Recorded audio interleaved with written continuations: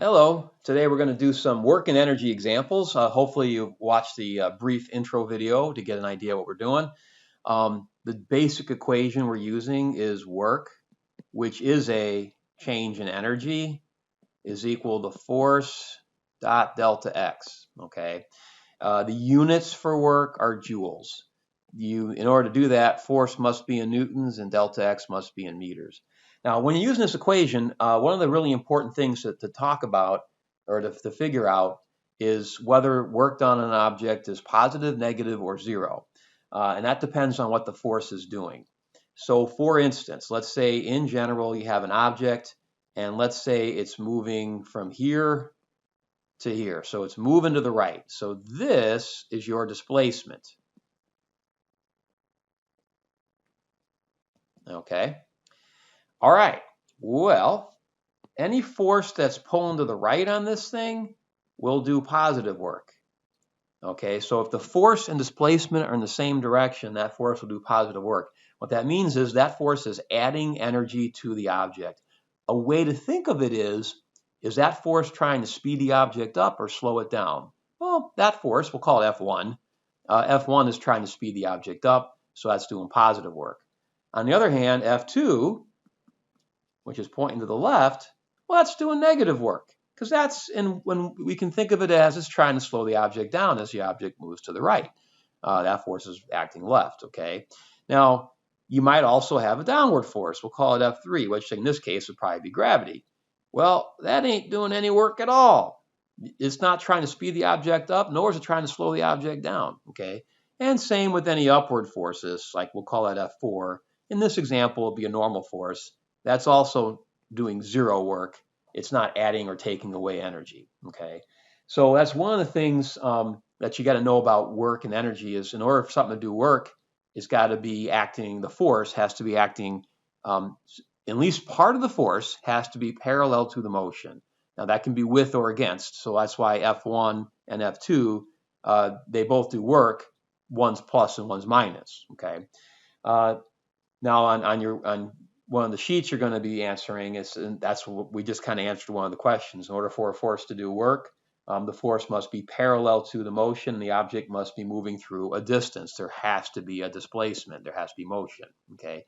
So now I'm just going to do a whole bunch of examples, and we are going to put some numbers to all this. Okay. So for instance, we'll say example one. Let's say you got a box.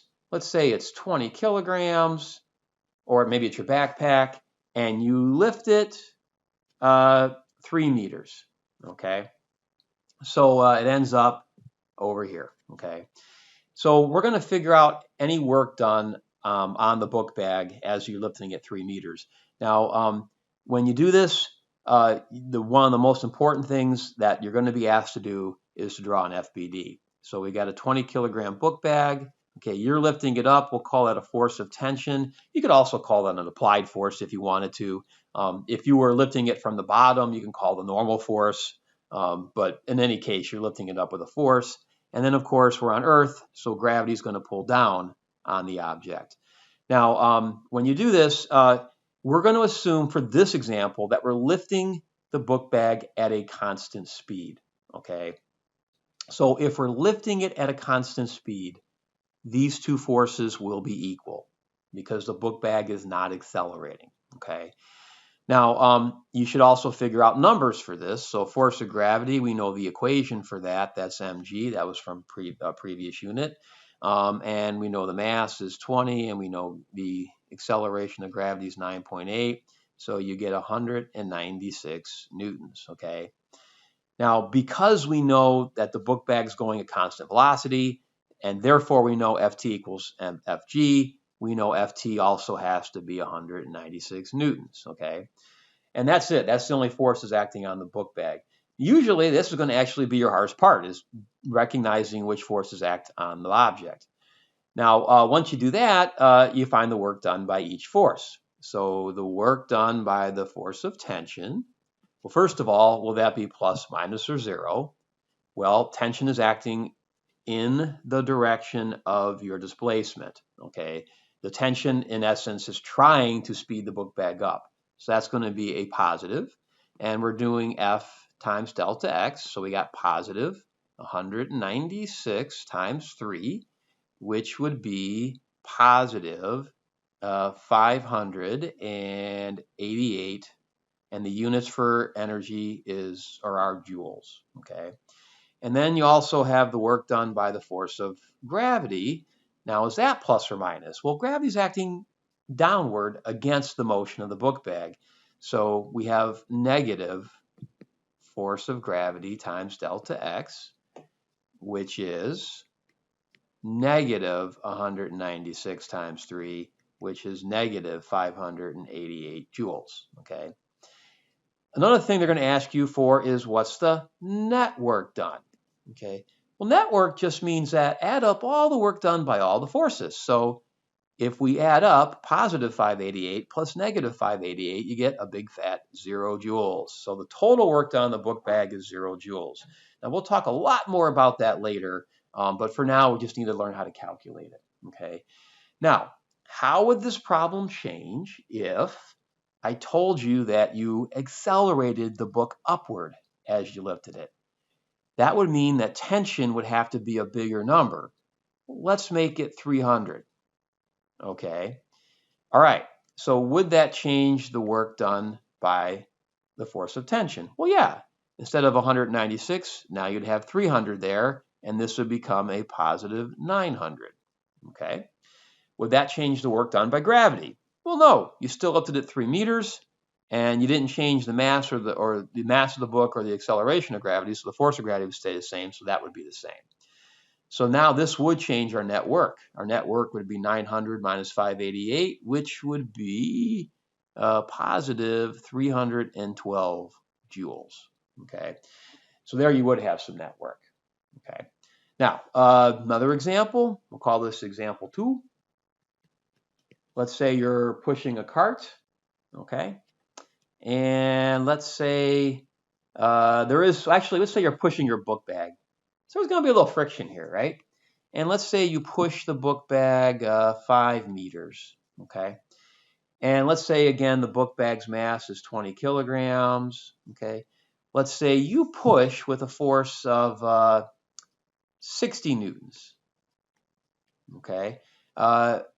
That'll be a force of tension. You're pushing or pulling on it. You could also call that an applied force because a person's doing it. And let's say there's friction acting on the book bag, and let's say that frictional force, let's say that's 20 newtons, okay? Now, in addition to those two forces, you're going to have the force of gravity, which again is equal to m times g, which is 20 times 9.8, which is 196 newtons, okay? And then you're going to have the normal force. That's the ground holding the book bag up, and that's also going to be 196 newtons in this case because the book bag is not accelerating up or down at all, okay? So there are 4 forces that could be doing work here. So we're going to do them one at a time. We'll do first the work done by the force of tension. Well, that equals the force of tension times delta x. Now, is that force going to do positive or negative work? Well, that force is in the same direction as the motion, so it's going to be positive, okay? And you get positive 60 times 5, which would be positive 300 joules. Then we'll talk about the work done by the force of gravity, okay? Well, the force of gravity is perpendicular to the motion. So the force of gravity is not trying to speed the book bag up, nor is it trying to slow the book bag down.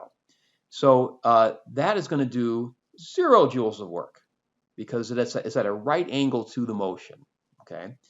The work done by the force of friction. Well, is that going to be plus, minus, or 0? Well, that's going to be negative because while the book bag's moving right, friction acts left. Friction's trying to stop the book bag.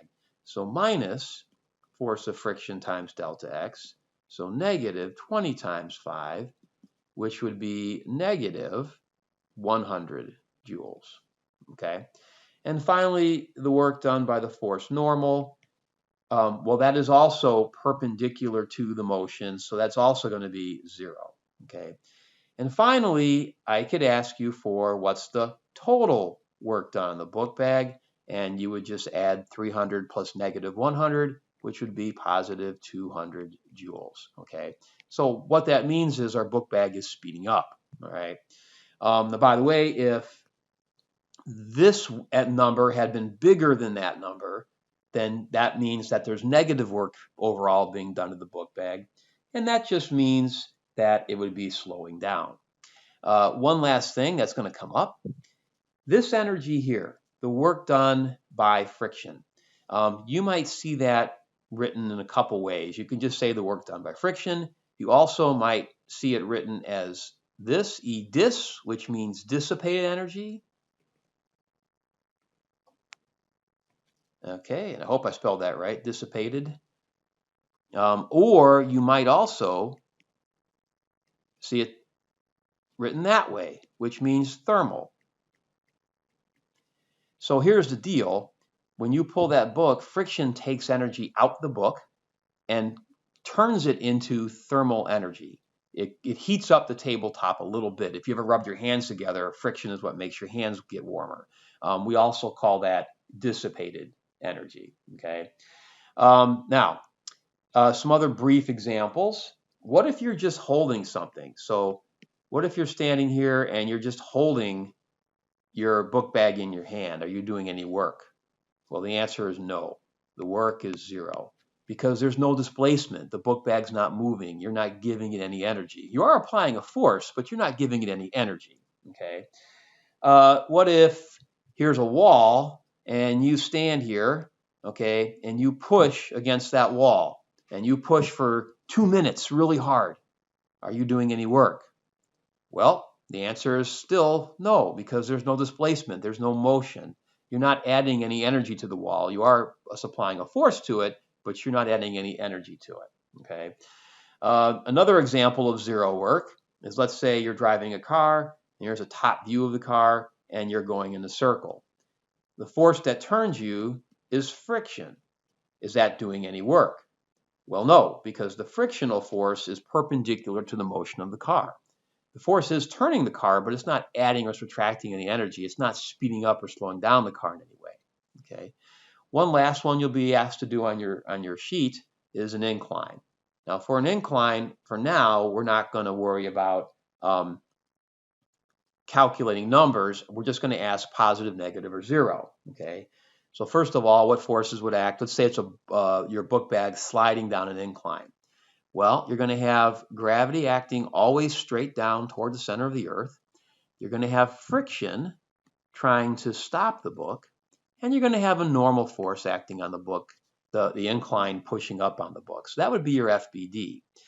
The work done by gravity, plus, minus, or zero. Okay, well, some of that gravity is acting perpendicular to the incline, so that's not going to do any work, but some of it is acting parallel to the incline, and your displacement is this way. So some of gravity is acting in a direction of your motion, so gravity would do positive work. The frictional force is acting against your motion, so the frictional force would do negative work. The normal force is acting perpendicular to the motion, so the normal force would do zero work. Okay. So hopefully with those examples, you'll be able to try worksheet 1. I wish you luck, and I'll see you next time.